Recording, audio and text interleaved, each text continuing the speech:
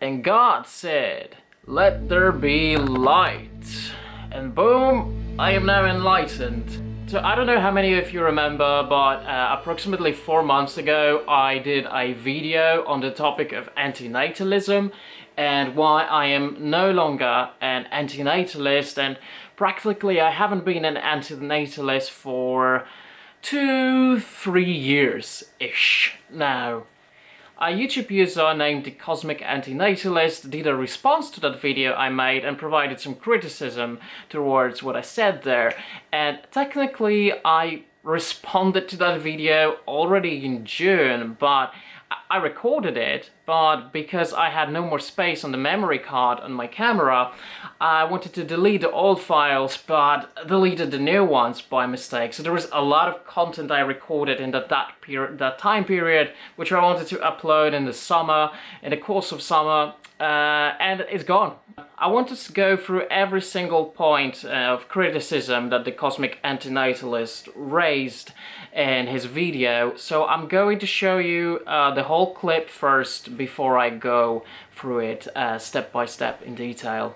On a channel called Alexander L, there was a video called Why I Am No Longer an Antinatalist. He goes through various different arguments for antinatalism and then he says he's not an antinatalist. He cites 2 reasons for not being an antinatalist anymore and also presents 2 criticisms. Let's have a look at them. One is that he thinks all the progress that we have been doing, this involves technological, social, political progress and so on, this he thinks will improve lives and reduce suffering. He takes an example of a modern wheelchair which helps a person do things that they can't do otherwise. Now he is right in stating the facts, but it is not clear how that implies a stance against antinatalism. So for example, a wheelchair can help a disabled person, but having a wheelchair does not justify creating a disabled person. Similarly, there are many comforts that we have today. For example, we have air conditioning, we have running water, we have flushing toilets, we have ample availability of food and so on. But presence of such comforts cannot justify creation of beings who would need them. They don't exist, therefore they don't need those comforts to start with. The second objection, he says that all the suffering of the people in the past will be lost and all our achievements will mean nothing if we don't create people to value those. And therefore he calls antinatalism nihilistic. This again I think is the same mistake. You can create something which is valuable for a valuer. But to create a valuer so that they can appreciate value of things is a basis of a Ponzi scheme. Then he criticizes Benatar for focusing only on pain and pleasure. He says that there is much more to life than just pain and pleasure, without realizing that Benatar had used pain and pleasure just as examples of harms and benefits in life. He also talks about meaning of life without realizing that Benatar had written a whole book on that aspect. He also confuses between instrumental positive value of suffering and its intrinsic negative value. And then he also criticizes Peter Wessel Zapffe for thinking that humans have actually over-evolved. Okay. One thing I want to comment right from the start, it is not really much of an ontological or ethical disagreement here, rather than just the Cosmic AntiNatalist stating his facts wrong. Because I provided more than 2 arguments against antinatalism in my video. Something the Cosmic AntiNatalist didn't mention. And I don't know if it is something he forgot to mention or if it is something he willfully ignored to mention. I don't know. And I won't be making any accusations here, but I encountered a lot of antinatalists who, for some reason, really want to avoid that argument that he didn't mention in that video. And that argument was, and I think the 2 other arguments I've mentioned really don't stand as strong without that major one. The most important argument is that antinatalism in practice is impossible to implement or impossible to achieve as a goal. I mean, sure, we can think of antinatalism as an abstract ideology, that it is unethical to bring new life, to create new life. But as an abstract ideology, it doesn't mean much, right? Because, well, if you think something is unethical, you want to provide a guidance for how to avoid unethical actions or how to promote actions of ethical nature, which is a significant portion of most successful ideologies, is that they have a way to provide a solution to the unethical and move towards the ethical. The problem with antinatalism there is that, and it's something I've mentioned in that video I made, is that the best implementation of antinatalism will actually create more suffering rather than reduce it. So I would say the intention of antinatalism to eliminate suffering is good at its core, absolutely. It's sort of similar to David Pearce's goal to eliminate suffering, although I'm more on board with David Pearce's solution of implementing technology and medicine to reduce and eliminate suffering as much as possible in the future. And why I think it is more achievable goal than antinatalism is that, well, through antinatalist solution, right, if we implement it at its best, what will happen is a lot of people will stop having children. But not everyone. You cannot convince absolutely everyone to stop having kids. And I don't think you can actually convince people to stop having kids. I think it is a choice people make consciously on their own, and we actually see that today when more and more people choose not to have kids. So it's not something you really need to push people into and tell them what you're doing is wrong. Because I think as societies evolve, this is somehow where we actually arrive. I think it's sort of a natural evolution. And perhaps that is the reason why artificial wombs might be a solution in the future, but I think that's a topic for a different video. Now, the thing is, if very few people have kids, which I think is the best antinatalism can do, that will actually lead to more suffering. So by wanting to reduce suffering, you are increasing that for several reasons. One is very low population. Likely most of the population would be old people who would have no one to take care of them, look after them, and they probably couldn't retire either because, hello, they want us to stimulate the economy, right? And in some way that stimulation of economy is also good for us. It is what actually allows older people to retire and get the care. Without young people working or existing, there will be no room for that. And there's a second reason for that, but I'm going to save it for later because I think it just fits perfectly with the other two arguments. But I'd say that probably the most efficient way to eliminate all suffering by eliminating all life would be basically to just blow up the whole planet and make everyone die at once in a matter of a millisecond. Boom, just like that, we're all gone.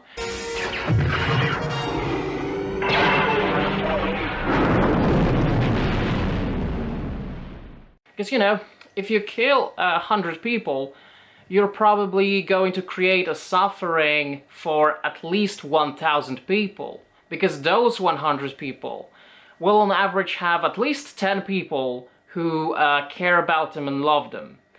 And you are creating suffering for those individuals, right? So, well, the more people you kill, the more grief and suffering you create. If you kill everybody at once, there will be no one who will suffer because of that, because no one will grieve, no one will experience loss, no one will miss anyone.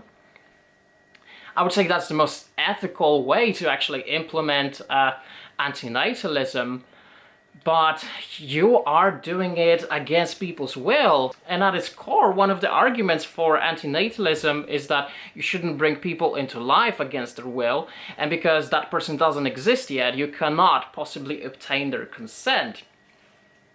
And I don't think you can obtain the consent of living people for all of them to end their lives. So for antinatalism to be successful, it has to evolve into something more than just antinatalism, the idea that giving birth to new people is unethical. You also have to think that all existence and living is unethical and needs to be eliminated. At that point, antinatalism becomes a rather destructive and unethical, immoral ideology at its point. One is that he thinks all the progress that we have been doing, this involves technological, social, political progress and so on, this he thinks will improve lives and reduce suffering. He takes an example of a modern wheelchair which helps a person do things that they can't do otherwise. Now, he is right in stating the facts, but it is not clear how that implies a stance against antinatalism. Wheelchair, I would say, was a very random example, and might be because I worked with a lot of people in wheelchairs, sitting in wheelchairs, so that was an example that was very close to me. But I think in every single way our life has improved, considering that, well, we get less disease, less infections, less poverty, at least in the West, because, well, go back not that far, basically before the Industrial Revolution, before modern technology, and the living conditions in the Western society here in Europe were very similar to like sub-Saharan Africa. A lot of child mortality and so on. And while I will agree with the Cosmic AntiNatalist that this in and of itself is not necessarily an argument against antinatalism, and I think most antinatalists will agree with me that yes, we have to take steps to improve our lives, to make life safer, to reduce suffering and so on. I don't think this alone says anything that, oh, antinatalism is bad. No, not at all. But when it's combined with my main point that I made, which the Cosmic AntiNatalist didn't mention, or decide not to mention, it gives us opportunity to move the society in a direction that might reduce or even eliminate unnecessary suffering in the future, which is a more efficient and more realistic way of reducing suffering and even maybe eliminating suffering than antinatalism is. And I also think it, from a moral standpoint, it's actually a better way of implementing that, since antinatalism is impossible to implement through giving birth or creating new life is unethical in and of itself. That alone doesn't give us much, but well, if you decide to eliminate all life, I would say that eliminating suffering without eliminating life, which actually requires people consent to be ethical, is a way better solution in my opinion. So, for example, a wheelchair can help a disabled person, but having a wheelchair does not justify creating a disabled person.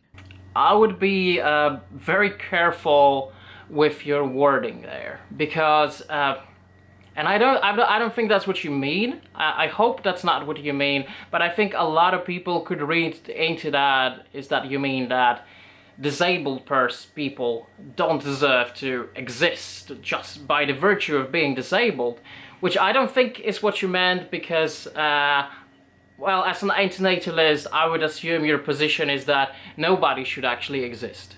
Nobody should be born. Whether you're disabled or not, whatever your ethnicity, gender, or sexuality is.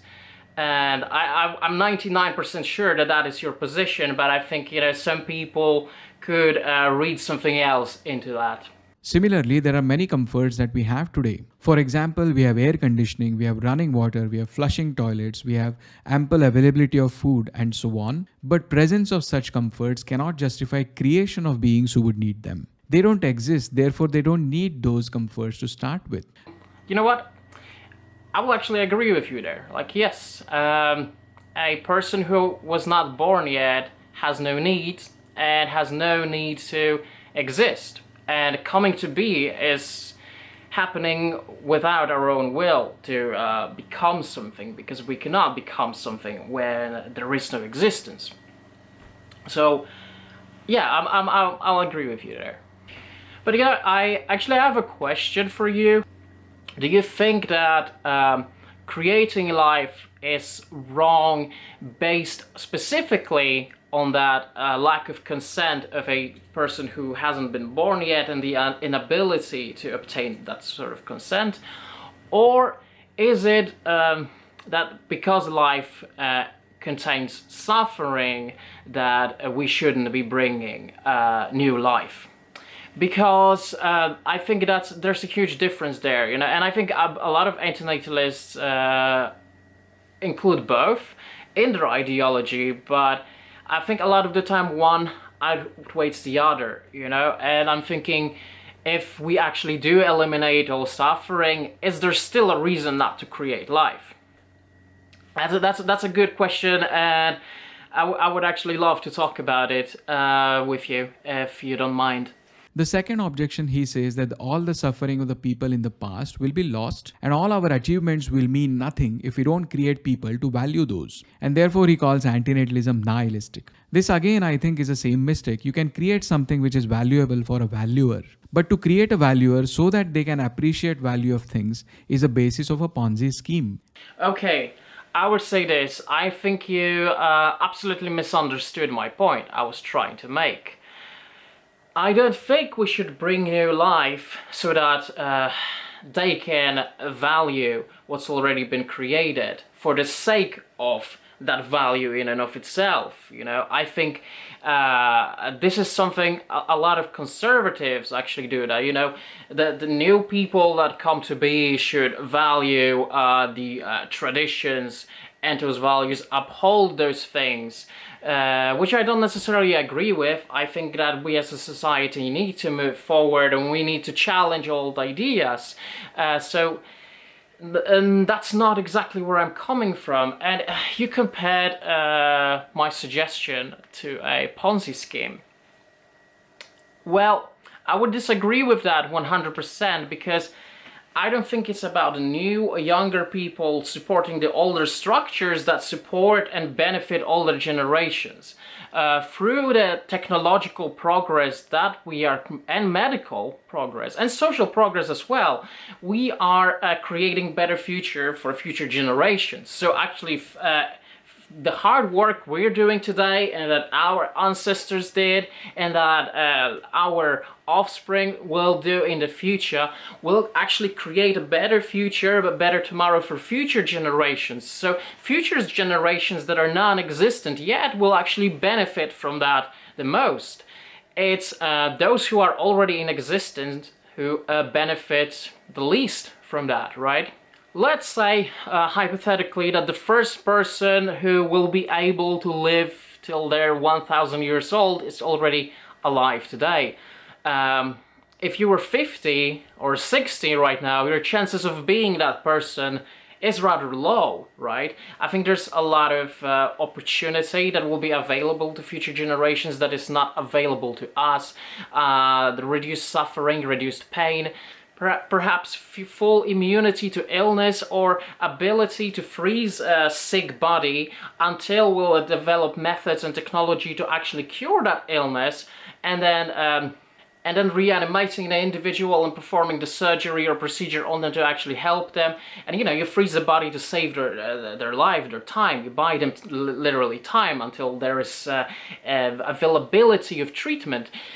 We will not benefit from us. Those of us who are here now will not benefit from it. Future generations benefit from that. Then he criticizes Benatar for focusing only on pain and pleasure. He says that there is much more to life than just pain and pleasure, without realizing that Benatar had used pain and pleasure just as examples of harms and benefits in life. He also talks about meaning of life without realizing that Benatar had written a whole book on that aspect. Okay, you're actually bringing a really good point there, and that is something I have not mentioned in my video. Mostly because I didn't see it as essential, but maybe I should. So I appreciate that criticism. I'm actually quite familiar with Benatar's work. Now, I haven't read every single book and paper Benatar published, but I'm more or less familiar with his work. Actually, I find Benatar to be really interesting and fascinating. I find a lot of antinatalist ideas to be fascinating. You know, I was an antinatalist at some point in my life for a short time. So yeah, I have full respect for Benatar. So yeah, I don't think Benatar reduces absolutely everything to just pain and pleasure for like a hedonistic way. You know, what I wanted to suggest is that weighing pain and pleasure is not always enough to make a case against giving life to someone. Although I think it's a huge portion of it, but I don't think this alone should be the main point, really. And I guess my wording in that video may have been wrong, something I apologize for. Perhaps I made myself misunderstood, and you know, it happens. We all make those mistakes, and I will admit that I bummed there. So thank you for bringing that up. He also confuses between instrumental positive value of suffering and its intrinsic negative value. Oh, actually, that's an interesting point. That's something I love to talk about. And even though I might disagree with you, and I will, I still like your way of thinking there. So you say that I confuse the instrumental positive value of suffering with the intrinsic negative value of suffering. And I will disagree with that, mainly because I don't think that the intrinsic value of suffering is negative. So in order for something to be positive or negative, it has to be either experienced or perceived as such. And so there has to be an element of consciousness, the phenomenal aspect of our being, to experience something as positive or negative. So when it comes to the term intrinsic, a lot of the time I like to think of intrinsic value as something that has a value in and of itself, its intrinsic value. The way I'm interpreting it is that you're seeing that intrinsic value as something it was at first compared to how it may be interpreted for that instrumental process later on. And I hope I'm not misunderstanding you. If I do, please tell me. So I don't think, in terms of like something in and of itself, I don't think that suffering has any value. I don't think of suffering as a form of noumenon in Kantian terms, as that exists in and of itself, independently of human perception. Suffering requires human perception. It requires the feeling of suffering. And I think it's up to us individuals to define that intrinsic value of suffering, whether it is positive or negative. There are people who actively seek suffering in forms of, let's say, physical pain, which is one of the reasons why there's actually quite a lot of people who practice BDSM. There's a lot of masochists out there, right, who enjoy that sort of thing. And you can not tell them that being whipped is something negative because it's painful. Painful is suffering, and I'm not suggesting that you're doing that, but looking at a grander scheme of things here, well, it's quite obvious to me that we are interpreting something as either positive or negative, and even if an experience was negative and we learned from that and it became into something positive in the future, I think it's up to us to decide whether it had a positive or negative influence on us. A lot of bad shit happened in my life, to me, or either things I'm responsible for things I've done that I regret. But it also helped me grow, you know, those mistakes. We get stronger from past suffering. And I don't think there is a good argument or reason why everything should be bound just to how things were at first. Like, oh, it was bad at first. If I'm here now and I benefited from it, I think that this positive value, yes, you can call it positive instrumental value, why should it matter less than the initial suffering I was experiencing? I don't see the reason for that. It almost sounds very dogmatic to me to assume that, yes, that intrinsic value of suffering will always matter more than how you interpret it today, the hardship you went through. And I think a lot of us actually want to go through hardships. Things like studying, developing your skills, you know, whether they're like physical working skills, writing skills, a skill to play an instrument, a skill to be a spokesperson, and so on.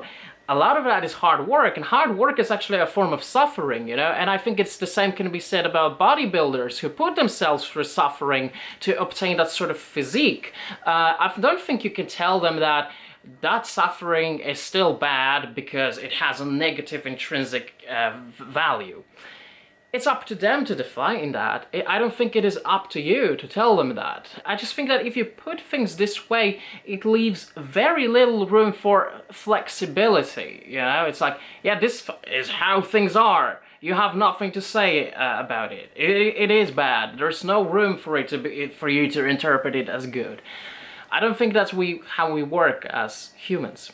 Okay, now that I've addressed all your criticism against those two arguments, let me go back to my initial major argument against natalism, why it is bad, and why I think that implementing antinatalism will create more suffering.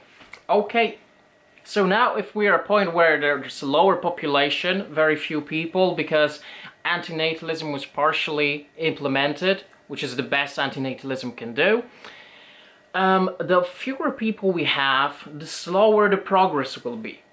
And what happens then is that if we are to ever achieve the level of technology to allow us to reduce or eliminate unnecessary suffering, because yes, I think that there's a lot of forms of suffering that is unnecessary and that we will benefit from eliminating that. And I think some level of suffering, such as hardship and challenging yourself, is actually good for you in many ways. So yeah, there's fewer people, and achieving that will either be very slow or even impossible. And another benefit of actually achieving that is that humans do not only wish to eliminate suffering for themselves.